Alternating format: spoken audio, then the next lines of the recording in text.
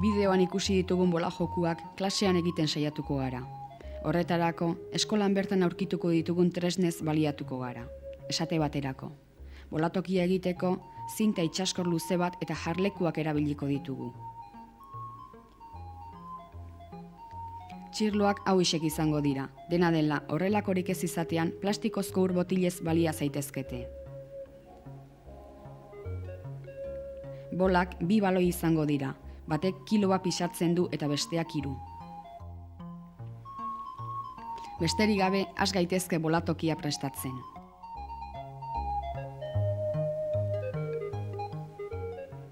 Listo! Kasu honetan aiarako bola jokoaren antzekoa prestatu dugu.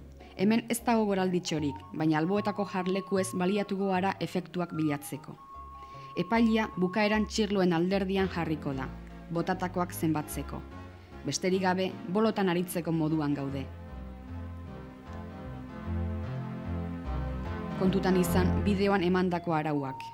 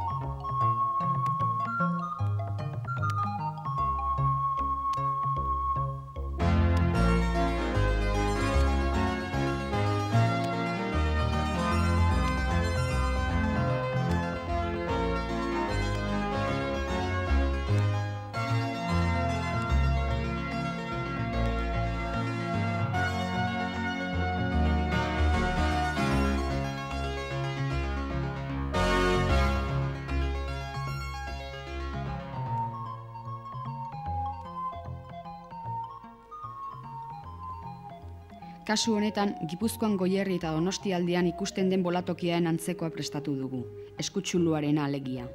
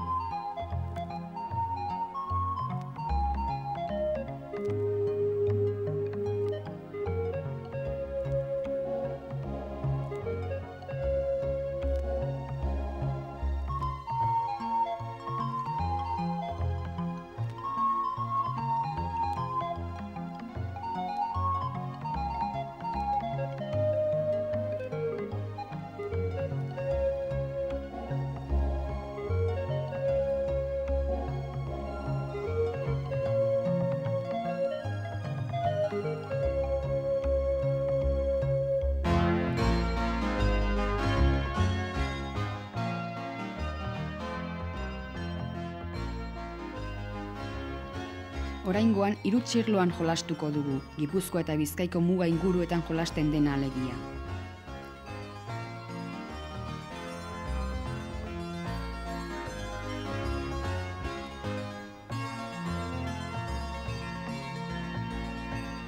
Joku hauek proposamen bat baino ez dira. Irakasleak bere irudimenaren arabera alda ditzake bai tresneria baita jokuaren oinarriak ere. Dena dela, egokiena herriko bolatokiren bati bisita egitea litzateke.